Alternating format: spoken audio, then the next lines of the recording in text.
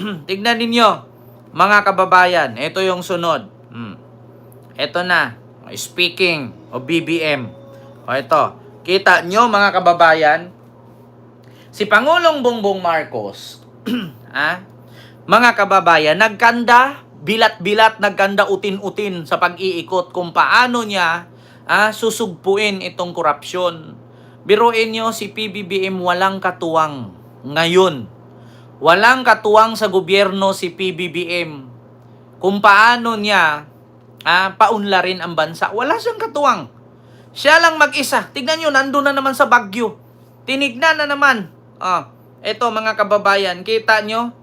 Nangako si PBBM. Ano ang sabi niya? Hindi daw siya bababa sa Malacanang hanggat hindi natapos itong flood control issue na to. At sugpo-sugpo ang problema. Samantalang si Sara, nag-iikot kung saan-saan di pogang lintian. Eto, continue. I am here together with Mayor Benji Magalong to inspect some of these problematic again flood control projects. I think you can see for yourself na talagang hindi trinabaho ng mabuti ito. Dahil yung ginawang slope protection supposedly dito ay bumigay kagad. Sinama, pati yung slope protection na dapat na nandyan na hindi ginawa ay gumuho lahat ito, bumagsak. Ito mga kababayan, yung binisita ni PBBM ngayon, alam nyo yung pangpang, alam nyo yung bangin. Dapat, di ba, kung makita ninyo sa Hong Kong, sinong nakapunta ng Hong Kong umakyat papuntang Victoria, sa Peak? Di ba yung bawat kalsada dyan sa Victoria, sa Peak, yung gilid nila, bangin. Nakita nyo yung mga simento, yung gilid ng bangin nila, nakasimento. Lahat ng simento dyan, may mga bakal yan, naka-XXX, bago buhusan ng simento. Yung mga bakal niya, nakatali yan, nakaganon yan, naka-XXX yan lahat. Bawat gilid ng lupa ng bangin. Ito, ipakita ko sa inyo. Hanap tayo sa TikTok kung paano ginawa. Chinese. Wait lang ha. Ito construction. Para makita ninyo, mga kababayan. ये है चाइना की road. This China has gone absolute. China's just taken road Ayan. Kita nyo mga kababayan, yung gilid ng kalsada sa China. Kita nyo? Katulad nyan. Nakita nyo yung mga bakal na yan, mga simento yan. Yung gilid ng kalsada, may bangin. Yung gilid ng bangin na yan, puro bakal yan bago binuhusan ng simento. Bago buhusan ng simento yan, may mga bakal yan. Nakalagay, nakabaon. Samantalang yung sa Baguio, ilang milyon ang pondo, 2 bakal lang nilagay sa lupa, binuhusan ng simento. Kaya ngayon pag nag-ulan ng malakas, yung simentong dumikit doon sa lupa, pag nag-landslide, tanggal. Bakit nadurog yung simento na nireklamo ngayon ni PBBM? Bakit? Kasi walang bakal. Binuhusan lang ng simento. Ang simento kasi, pag naulanan yan, pag nag-landslide, sasabayan doon sa lupa. Mabibiyak din. Pero kung merong bakal yan, merong concrete yan sa loob ng simento, hindi yan basta-bastang babaliktad. Putang ina mo, Roberto. Panlaan ang pangit ng apelyido mo. Sing utak ka nitong mga gumawa ng flood control sa panahon ni Digong. Ayan kita nyo, ayan yung kalsada. Alam nyo kung bakit hindi nababahala ang China pagdating sa mga ganyan? Kasi nilagyan nila ng mga bakal. Yung pinoproblema ni PBBM, walang bakal. Binuhusan lang diretso. Ito pa nga, nag-layer-layer pa nga Layer-layer pa nga yung kanilang kalsada. Ayan yung gilid ng kalsada, naka-layer-layer yan. May mga simento, may mga bakal yan. Samantalang dito, sa Pilipinas, tignan yung bundok hinati, ginawang kalsada. Kung sa Pilipinas yun, pag hinati mo yan, magugulat ka, landslide na, nasara na yung kalsada. Walang pundasyon. Si Romel, walang pundasyon. Sa Hong Kong, 70% bakal, 30% buhangin, simento, 30% buhangin. Dito sa Pilipinas, buhangin 70%, 30% simento, walang bakal. Yeah? Holy shit. Kita If you nyo? don't have it, holy shit. Tingnan nyo. Can you believe this? From China has to Macau. constructed the world's longest sea-crossing bridge, the Hong Kong-Zhuhai-Macau Bridge. Pag dumaan ka dyan, sa ilalim ng kalsada nila, nasa tubig. Nasa dagat. Diba? Slope protection tawag dyan, sabi ni Jingpi. Ang problema nga lang, Jingpi, paano magkaroon ng slope protection? Kaya nga nireklamo ni PBBM ngayon, eto, yung sinabi niyang bumigay. Kasi walang bakal. Ito. Kita nyo naman. I am here together with Mayor. Kita nyo yung nasa likod ni PBBM, bumigay. Nawala yung simento. Ganyan kung paano kinurakot. Take note mga kababayan, yung project na yan, panahon pa ni Digong yan. At mismong inamin, yung Diskaya, yung katunggali ni Vico Soto, sila din ang humawak ng proyekto sa build ni Digong, yung iba dun.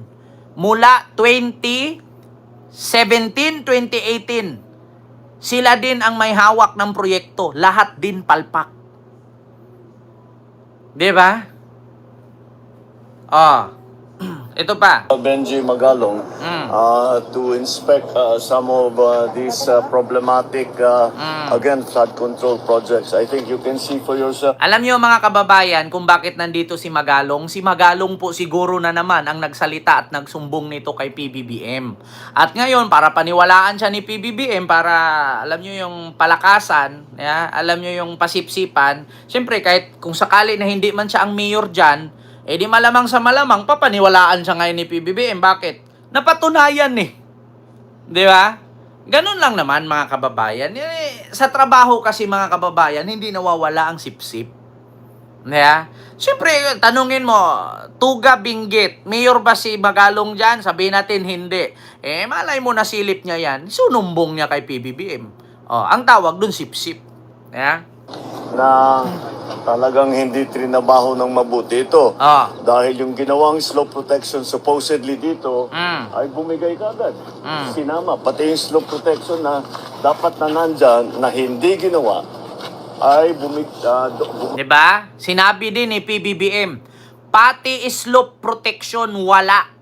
Simento lang binuhos diretsyo. Ngayon, mga kababayan, kung walang slope protection, ibig sabihin, pag nabasa ng tubig yun, pag na-landslide yun, matatanggal pati simento. Kasi lupa lang lupa, simento lang, magkadikit. Pag hindi mo lalagyan ng bakal yan, or sabihin natin na tawag doon, kabilya. Kabilya ang tawag niyan sa mga construction Yung bakal na mahahaba, parang stick, tapos tatalian mo ng wire, yung malambot na wire, ikot-ikot mo para pangsilbing tali niya. Katulad na pag gumawa kayo ng haligi sa bahay, di ba may kabilya? May bakal muna bago buhusan. So, walang slope protection. Ngayon, talagang bibigay. Tignan nyo mga kababayan, si PBBM, todo, ikot. Si PBBM, todo hanap ng paraan kung paano masolusyonan. Samantalang si Inday Buday, lipad dito, lipad doon. Ewan ko kung anyari doon. Pumunta ng ibang bansa, Netherlands, tapos bablog-vlog, ultimo sa CR, nag-vlog, parang tanga. Sa loob ka ng CR, nagbablog ka, kung hindi ka ba naman tanga.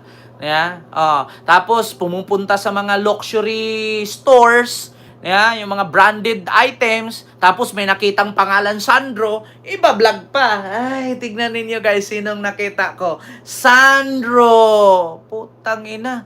Alam mo si Sarah, hindi ko alam kung talagang matured ba talaga siya?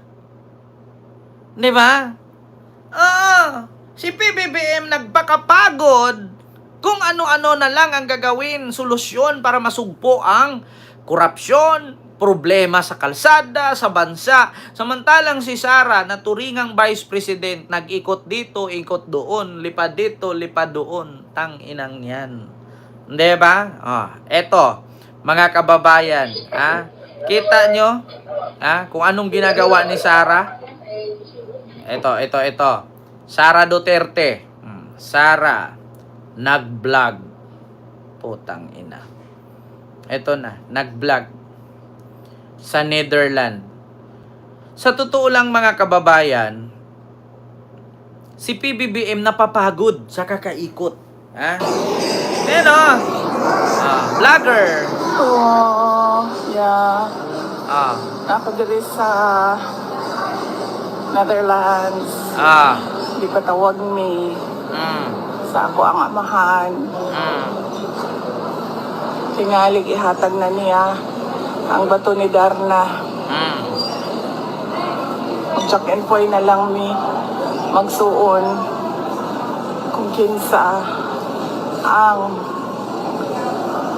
tagapagmana ng bato ni Darna. Na-flash na gid si Kitty. Nawa na gid siya. Ang iyahang pananghid malibang.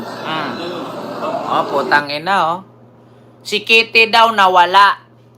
Ang paalam daw ni Kitty, tatae. Biruin mo, nag-vlog ka, tapos isasalita mo pa. Nawa na jud si Kitty. Na-flash na jud si Kitty. Ang iyang pananghid, malibang. Ibig sabihin kasi, sa Bisaya, ang malibang, tatae. Sa Tagalog, ang malibang, masaya. Tingnan ninyo, nawa na gid si Kitty. Asa na to siya? Asa na to siya?